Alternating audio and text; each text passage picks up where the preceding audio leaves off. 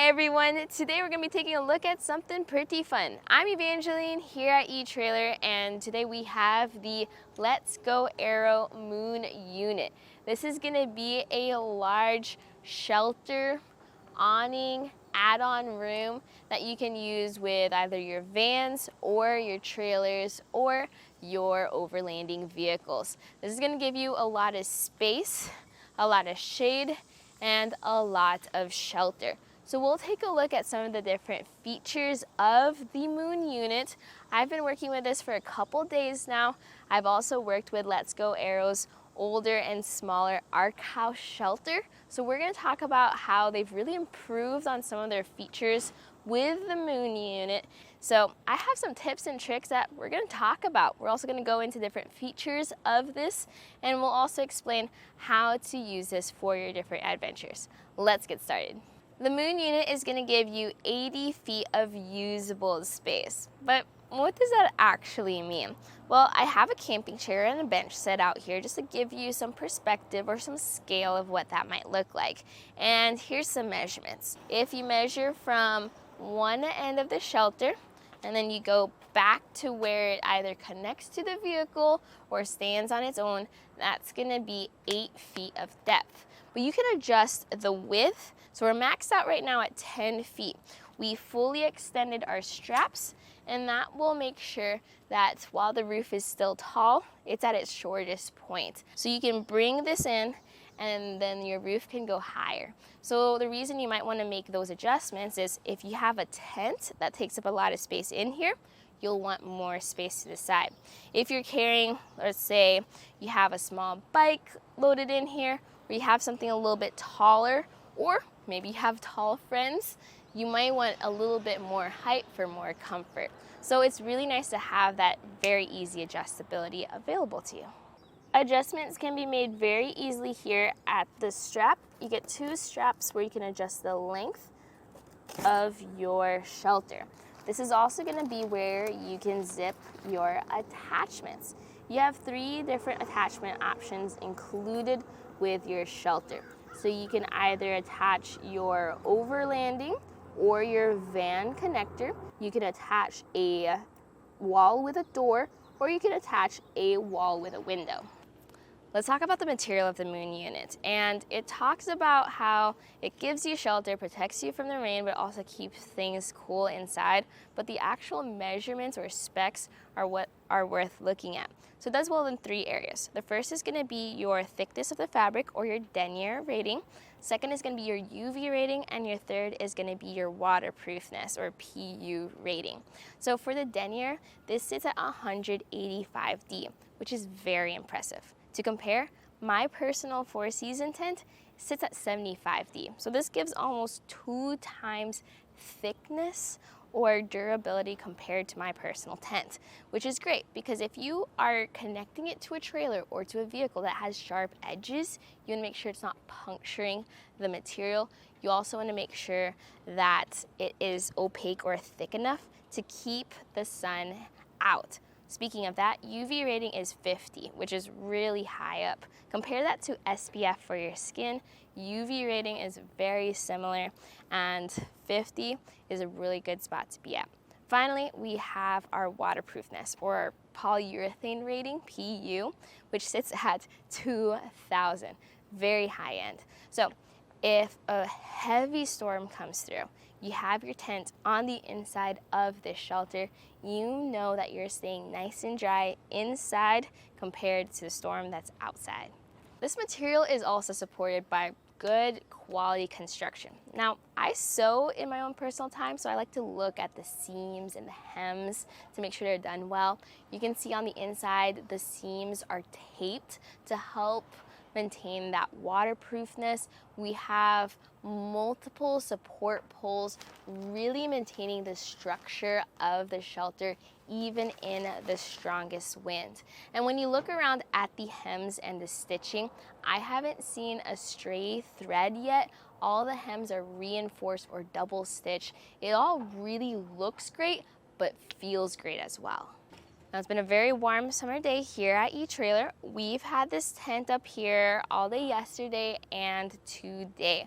So Let's Go Aero markets the Moon unit as the fabric is breathable but also blocks out 98% of the sun's rays.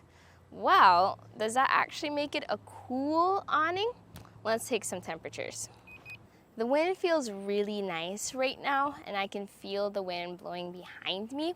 But if I walk into the shelter, the wind is blocked. So while the fabric is technically breathable, I'm not getting that wind. Unless it was blowing straight at me, I kind of lose out on that experience. So it is a bit warmer right in here.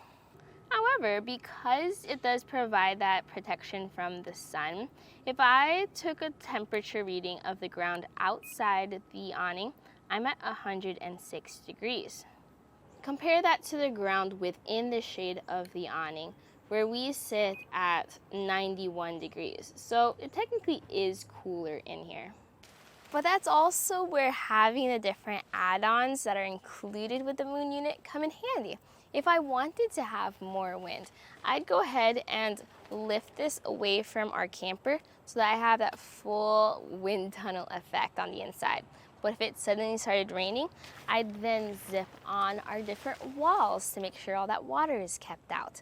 If you looked at other brands with their awnings, you'll find that a lot of these walls and rooms are extra purchases. So while the Moon unit might feel a little pricey at first, if you calculated all the add-ons plus the base price of a different awning, you might find it comes out a bit higher than what the Moon unit goes for, all included. The main thing you are gonna have to decide between though is if you want the overlanding edition or the Sprinter van edition, just because that single panel is gonna be the only main difference. So how did we get this all put together? Well, it was a pretty simple process once you know what you're doing. And there are step-by-step instructions available with the shelter, but I found that switching some of them around makes it a little bit easier, especially if you're all by yourself. So we're gonna start with the blue bag, which has the tent poles. So first we set up the frame poles, and that's what we attach our floor straps to. Those clip into the ends. And then you attach the long saddle poles. Those are put together and fit into those ends of the frame poles. While there are 3 of those saddle poles, that middle pole actually clips into the middle of the frame pole. And then you attach the spanner poles, which go across.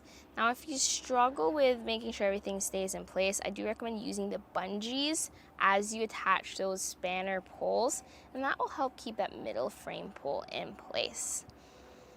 With all the poles secure, you can then put the cover on. I have a friend help out here as we get it diagonally, then up and over the frame, and then center it out. To secure that cover, we first start with the corners, and then with the corners in, we then connect that corner ring and the hook.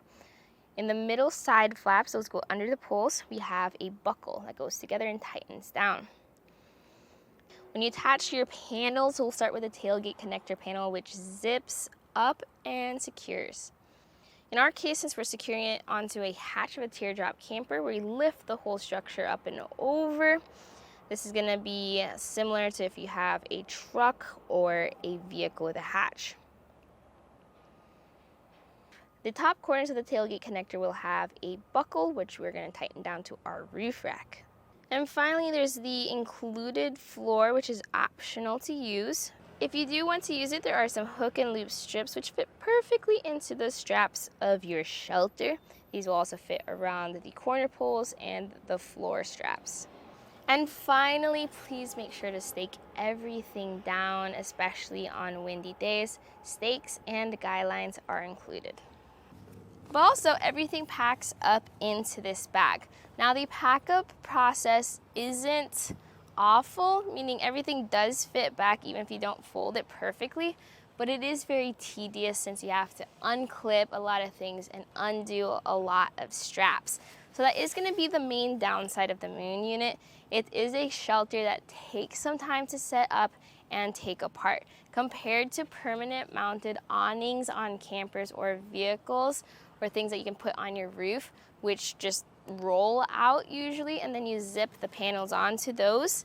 This will take up more time, but it is still on the compact side, so you can store it in your vehicle and camper. All in all, the MoonUnit has impressed me as a shelter, especially when compared to the smaller and older ArcHaus. You really see how they've upgraded things from the design to the material to the whole look of everything. And while I did mention that I like how everything is included with the MoonUnit and you don't have to purchase extra accessories like you would have to do with other awnings, something else that adds to that investment worth investing in is its versatility. Being able to use this both as a standalone shelter, let's say you want to park your motorcycle or your smaller vehicle underneath it during the night, or if you want to attach it to your camper or to your overlanding vehicle, those are options for you. There's a lot of adjustability and versatility with this, but along with those different factors, knowing that it's made of a good material and it performs well, it's totally a bonus to the MoonUnit. So I would recommend really looking into this if you're planning on whether a weekend adventure or a longer trip. This is something that's worth adding to your current setup, and hopefully this video helped explain how to use it and why it's worth considering. What you saw today was the Let's Go Aero MoonUnit shelter here at etrailer.com. My name is Evangeline, and I hope you enjoyed the journey.